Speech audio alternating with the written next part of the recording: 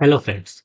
इस प्रॉब्लम में हमें एक 2D मैट्रिक्स दिया हुआ है। मैट्रिक्स हमारा किस टाइप का है? बाइनरी मैट्रिक्स, यानी उसका हर एक एलिमेंट आइदर जीरो है या फिर वन है। जीरो का मतलब है कि वो सेल एम्प्टी है, और वन का मतलब है कि वहां पर एक सिक्योरिटी डिवाइस है।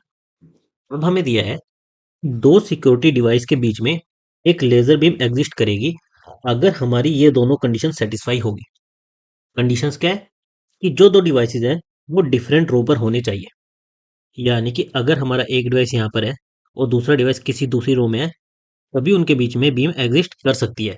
अगर हमारी सिक्योरिटी डिवाइस सेम रो में है, उनके बीच में बीम एग्जिस्ट नहीं करेगी। सेकंड कंडीशन क्या है? हर एक रो के लिए R1 और R2, R1 में हमारा एक सिक्योरिटी डिवाइस था और R2 में एक सिक्योरिटी डिवाइस था, उसके बीच में कुछ रोज आएंगी, उनमें कोई सिक्योरिटी डिवाइस नहीं होना चाहिए, तभी उनके बीच में एक लेजर बीम एग्जिस्ट करेगी। जैसे मान लो हमारी इस रो में यहाँ पर एक सिक्योरिटी डिवाइस पड़ा है। एक मान लेते हैं कि यहाँ पर सिक्योरिटी डिवाइस पड़ा है। अगर बीच में किसी भी रो में कोई सिक्योरिटी डिवाइस नहीं है, तब तो इनके बीच में एक लेजर बीम एग्जिस्ट करेगी। लेकिन अगर मान लो इस तरह से हमारी ये दो रो थी और बीच में एक सिक्योरिटी डिवाइस एग्जिस्ट करता है, हमारी लेजर बीम इस और इसके बीच में एग्जिस्ट नहीं करेगी, बल्कि हमारी लेजर बीम कैसे एग्जिस्ट करेगी? इस इसके बीच में एक लेजर बीम एग्जिस्ट करेगी, सिक्योरिटी डिवाइस और इस सिक्योरिटी डिवाइस के बीच में एक और लेजर बीम एग्जिस्ट करेगी। बेसिकली लेजर बीम के लिए हमारी कंडीशन क्या है? बीच में किसी भी रो में सिक्योरिटी डिवाइस नहीं होना चाहिए। अगर है तो उनके बीच में लेजर बीम एग्जिस्ट नहीं करेगी। इसे हम एक एग्जांपल की हेल्प से बेटर समझते हैं। जैसे हमें यहाँ पर एक बाइनरी मैट्रिक्स दिया हुआ है, 2D बाइनरी मैट्रिक्स दिया हुआ है, जिसमें जो ये पॉइंट्स हैं ये सारे कह रहे हैं इन रोज में यहाँ यहाँ पर हमारी क्या है? सिक्योरिटी डिवाइस है। तो हमारी स्टार्टिंग वाली रो में तीन सिक्योरिटी डिवाइस है, सेम रो में तो हमारी लेजर बीम एग्जिस्ट कर ही नहीं सकती। फिर हमारी थर्ड रो में दो सिक्योरिटी डिवाइस है। अब बीच वाली रो में कोई सिक्योरिटी डिवाइस नहीं है, तो हमारे इन सब के बीच में लेजर बीम एग्जिस्ट करेगी कैसे? इससे हमारी इन दोनों में जाएगी, सिर्फ इससे हमारी दोनों में जाएगी, सिर्फ इससे हमारी दोनों में जाएगी। हमारी यहाँ से 3 टाइम्स 2, 6 लेजर बीम एग्जिस्ट करेगी। फिर हमारी इस रो को देखें और लास्ट रो को देखें। लास्ट रो में एक डिवाइस है, यहाँ पर दो डिवाइस है, तो इनके बीच में भी बीम एग्जिस्ट करेगी। यहाँ से हमारी 2 × 1, 2 लेजर बीम एग्जिस्ट करेगी। नाउ क्योंकि हमारी बीच वाली रोज में यहाँ पर सिक्योरिटी डिवाइस थे, हमारी फर्स्ट रो और लास्ट रो के बीच में लेजर बीम एग्जिस्ट नहीं करेगी। लेजर बीम कैसे एग्जिस्ट करेगी? इमीडिएट रोज के बीच में जिनमें सिक्योरिटी डिवाइस होंगे। अगर बीच में कहीं पर सिक्योरिटी डिवाइस होंगे, तो उसके बाद वाली रोज पर लेजर बीम नहीं जाएगी। हमारी लेजर बीम कैसे गई? यहाँ पर 3 थे, यहाँ पर 2 थे, यहाँ पर 1 था। हमारे 3 डिवाइस थे, 2 डिवाइस थे, 1 डिवाइस था।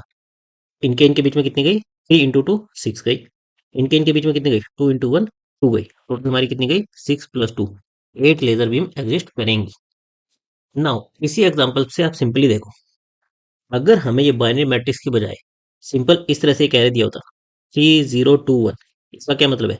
कि फर्स्ट रो में हमारी 3 लेजर बीम एग्जिस्ट करती है, फिर हमारी कोई लेजर बीम एग्जिस्ट नहीं करती, फिर हमारी 2 एग्जिस्ट करती है, फिर हमारी 1 एग्जिस्ट करती है। हमें सिंपली करना क्या है? हमें इस 3 को 2 से मल्टीप्लाई करना है, इस 2 को 1 से मल्टीप्लाई करना है, और उन दोनों का एडिशन ले लेना है।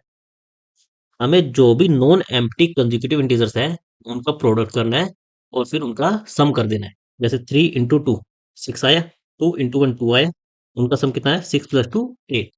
तो इसको हम एफिशिएंटली इंप्लीमेंट कैसे कर सकते हैं? हम सिंपली क्या करें, हमें इस रो में कितने सिक्योरिटी डिवाइस है ये काउंट ले लें, ये 3 आएगा। हम एक प्रीवियस काउंट मेंटेन करके चले। अभी तक हमारा प्रीवियस काउंट कितना था? 0 था, तो हमारी यहाँ से तो 0 लेजर बीम बनेगी। फिर हम आगे बढ़े, इसमें तो 0 ही थे, तो 0 को तो हम इग्नोर कर दें। फिर हम अगेन आगे बढ़े, इसमें लेजर काउंट कितना था? 2 था, और हमारी प्रीवियस रो में काउंट कितना था? 3 था।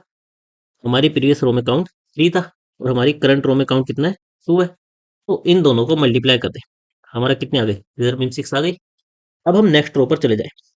नेक्स्ट रो पर जाने से पहले जो हमारी करंट रो थी, इसको प्रीवियस को साइन कर दें, क्योंकि नेक्स्ट रो के लिए क्या हो जाएगी? प्रीवियस हो जाएगी। हमारे प्रीवियस का काउंट हो गया 2, कि हमें लास्ट में एक रो में 2 सिक्योरिटी डिवाइस एनकाउंटर हुए थे। फिर हम करंट रो में देखें, हमें 1 सिक्योरिटी डिवाइस मिला। तो अगेन हम क्या करें? प्रीवियस काउंट और करंट काउंट को मल्टीप्लाई कर दें, हमारा कितना आ गया? 2। हम इनका एडिशन मेंटेन करके चलते जाए, हमारा कितना हो गया? 8 हो गया। आगे बढ़ने से पहले हम इसको प्रीवियस को साइन कर दें। तो प्रीवियस रो में हमारे एक सिक्योरिटी डिवाइस था। आगे बढ़े, तो हमारा एम्प्टी हो गया, यानी कि अब तक हमारी जितनी लेजर बीम बनी होगी, हमें वो रिटर्न करनी है। हमारी कितनी आई? 8 आई, वो हम रिटर्न कर देंगे। तो सिंपली हम क्या करेंगे, हमारे मैट्रिक्स पर लूप लगाते जाएंगे। एक हम प्रीवियस रो में कितने सिक्योरिटी डिवाइस थे वो, एक हमारी करंट रो में कितने सिक्योरिटी डिवाइस है वो, इन दोनों को मेंटेन करते जाएंगे, इनका प्रोडक्ट लेते जाएंगे, और हर बार हमारे लेजर बीम को ऐड करते जाएंगे। हमें एक इंटीजर टाइप का वेरिएबल रिटर्न करना था, तो हमने एक आंसर वेरिएबल ले लिया जिसको स्टार्टिंग में जीरो से इनिशियलाइज कर दिया। ये क्या काउंट करेगा कि हमारी टोटल नंबर ऑफ बीम्स कितनी है। फिर हमें एक प्रीवियस काउंट चाहिए था, हमने उसके लिए प्रीवियस वेरिएबल ले लिया। फिर हमारा इनपुट किस टाइप में दिया हुआ था, वेक्टर ऑफ स्ट्रिंग दिया हुआ था। बेसिकली 2D मैट्रिक्स था, लेकिन किस फॉर्म में दिया हुआ था, वेक्टर ऑफ स्ट्रिंग दिया हुआ था। तो हम हर एक स्ट्रिंग पर ट्रैवर्स करेंगे, बेसिकली हर एक रो पर ट्रैवर्स करेंगे। उसके अंदर हम क्या करेंगे, हमारी इस रो में कितने सिक्योरिटी डिवाइस है ये काउंट कर लेंगे। जहाँ जहाँ पर वन होगा वहां पर हम सिक्योरिटी डिवाइस का काउंट एक से इंक्रीमेंट कर देंगे। इससे हमारा करंट रो का सिक्योरिटी डिवाइस का काउंट आ गया। फिर हमें क्या करना है, अगर हमारा काउंट जीरो नहीं है तो इसका मतलब क्या है, हमें प्रीवियस और करंट को मल्टीप्लाई करना है। कि हमारी इतनी लेजर बीम्स इसकी वजह से एग्जिस्ट करेंगी, उसको अपने आंसर में ऐड कर देना है। और आगे बढ़ने से पहले क्या करना है, हम नेक्स्ट रो के लिए कैलकुलेट करेंगे, तो उसके लिए जो हमारी करंट रो है वो हमारी प्रीवियस बन जाएगी। तो हम हमारे करंट काउंट को प्रीवियस में साइन कर देंगे। इस तरह से हमारे पूरे लूप के बाद हमारा पूरा 2D मैट्रिक्स ट्रैवर्स हो जाएगा, और हमारे पास टोटल लेजर बीम का काउंट आंसर वेरिएबल में आ जाएगा, जिसको हम रिटर्न कर देंगे। इसकी हमारी टाइम कॉम्प्लेक्सिटी क्या रहेगी, हम सिंपली हमारे 2D मैट्रिक्स पर एक लूप लगा रहे हैं। तो अगर हम m रोज मान ले और n कॉलम्स मान ले, तो हमारी टाइम कॉम्प्लेक्सिटी क्या रहेगी, m इंटू n, हमें मैट्रिक्स को ट्रैवर्स करने में इतना टाइम लगेगा। और हमारी स्पेस कॉम्प्लेक्सिटी क्या लगेगी, हमने कोई भी एक्स्ट्रा स्पेस का यूज नहीं किया, तो हमारी स्पेस कॉम्प्लेक्सिटी क्या लगेगी, O constant space. Thank you guys.